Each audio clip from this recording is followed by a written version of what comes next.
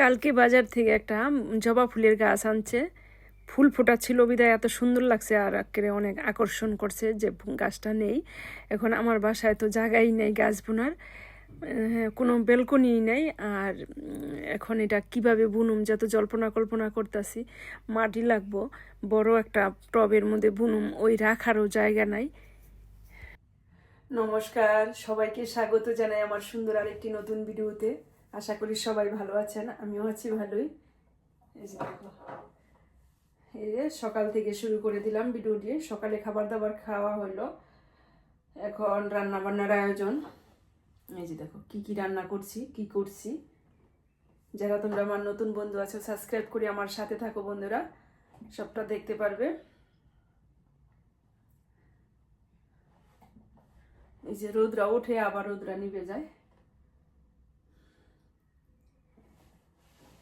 সকালে রুটি ডিম ভাজা এই সমস্ত খাওয়া দাওয়া হলো, চা।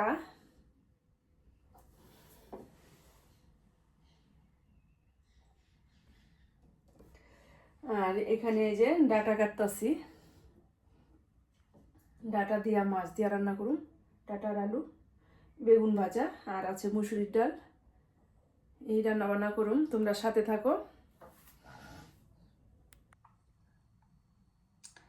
এই দেখো কত সুন্দর একটা ছোট্ট জবা ফুল, একটা ফুল ছিল গাছটার মধ্যে, এই কারণে আনা হয়েছে। লোভ সামলাইতে পারলাম না আর নিয়ে আসি, কিন্তু আমার তো ঘরে বোনার মতো জায়গাই নাই।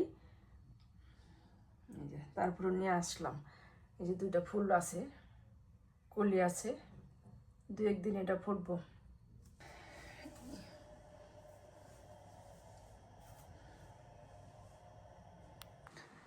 সকালে উঠা ঘর দুয়ার ঝাড়ু মাছু দিলাম, আবার ঘর মুছলাম, ঠাকুর পুজোও দেওয়া হয়ে গেছে। আর এই যে রাত্রে কাপড় চোপড় ধুয়া দিছিলাম, জানালাটাও খুলে দিছি, বাতাসে শুকাই যাব। আর শুকাই গেছে কিছু, সবই শুকাই গেছে প্রায়।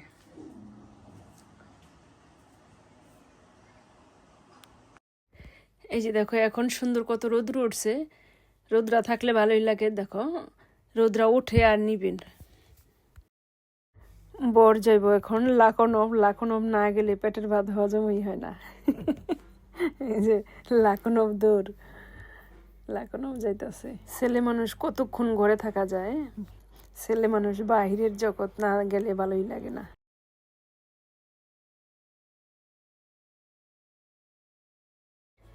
বাহিরে আছে মোটামুটি ঠান্ডা ভালোই, হালকা পাতলা শীত আছে। রোদ থাকলে শীতটা একটু কম লাগে, আর রোদ না থাকলে অনেক ভালোই শীত লাগে।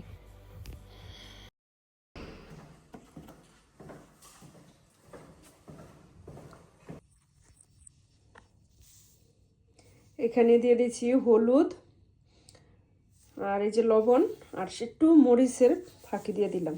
এখন ভালোভাবে মাখায় রাখি, 30 মিনিট মাখায় রাখুন।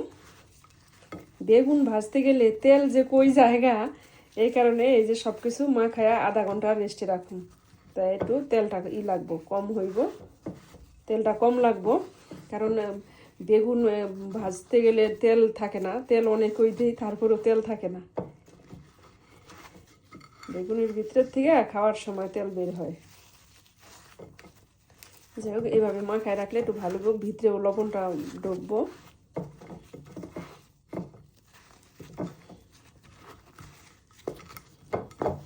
ত্রিশ মিনিট মাখায় রাখি, ভালো।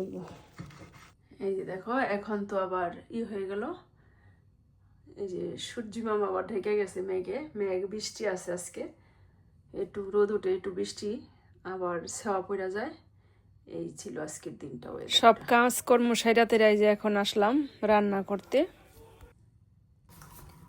যে মাছে হলুদ আর লবণ মাখায় রাখতেছি, সুন্দর করে ধুইয়া নিলাম।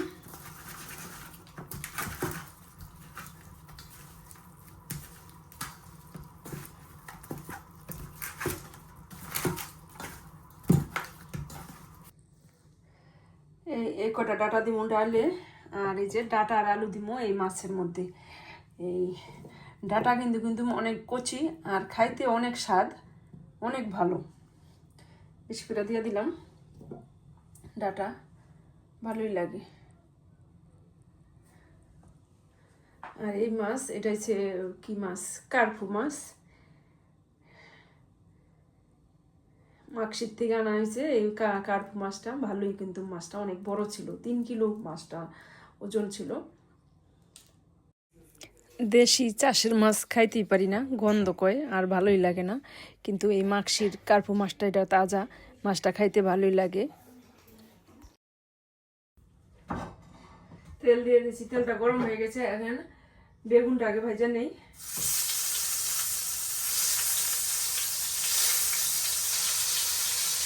সব দিয়ে দিলাম একসাথে। আর এই যে ডালের মধ্যে ডাটা দিয়ে দিচ্ছি।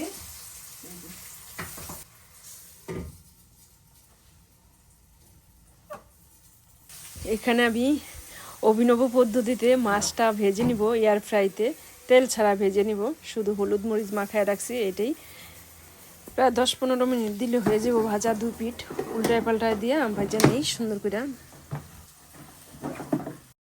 এখানে আমার এই যে বেগুন ভাজাটা হয়ে গেছে, নামায় নিলাম। আর এখানে এই যে মাছটা বসায় দিয়ে তেজপাতা দিয়ে দিলাম একটা, আর জিরার ফোড়ন দিয়ে দিলাম। এখন মাছটা রান্না করুম, আলু আর ডাটা দিয়ে ভালোভাবে কষায় নেই ময় মশলা দিয়ে। এখানে আমি আলু আর মাছের মাথাটা আগে থেকে ভেজে রেখে দিলাম। যে দিয়ে দিলাম ডাটাটি আগে ভালোভাবে একটু ভাজা কইরা তারপরে হলুদ মরিচটা দিয়ে দিমু, ভালোভাবে তারপরে কষায় নিমু। দিয়ে দিলাম ডাটার সাথে লবণ আর কাঁচামরিচ।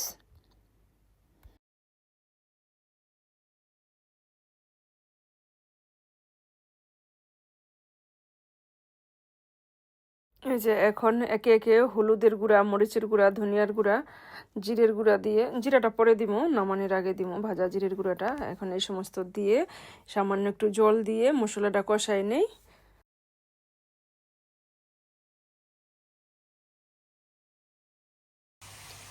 এই যে দেখো আমার মাছ ভাজাটা কিন্তু ভালোই হয়েছে, সুন্দর শক্ত হয়েছে, কিন্তু মাছটা ভালোই সিদ্ধ হয়ে গেছে।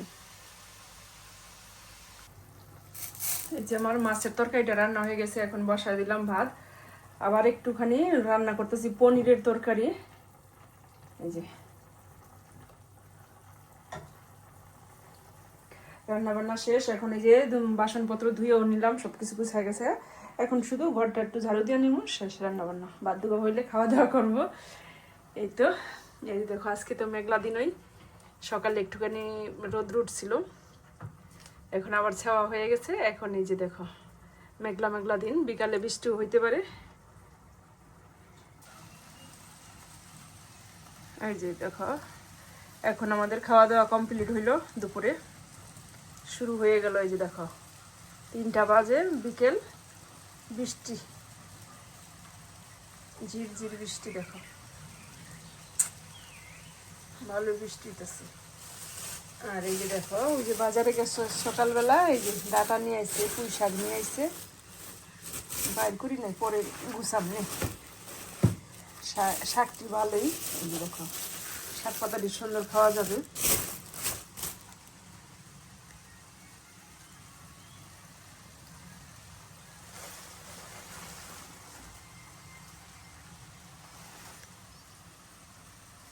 বৃষ্টির দিনে যে বসায় দিলাম একটু দুধ চা, প্রতিদিন তো রং চাই খাই, আজকে একটু দুজনে মিললে একটু দুধ চাই খাই। 2 কাপ বসায় দিলাম, শরীরটা গরম হইব না।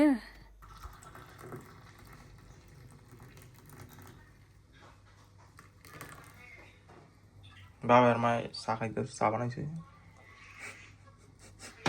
বৃষ্টির মধ্যে একটু কম্বলের নিচে বসে বসে চা খাই গে, আর শরীরটা গরম করে গিয়া ভালোই লাগবো না। আর বৃষ্টির দিনে তো এমনি ভালো লাগে।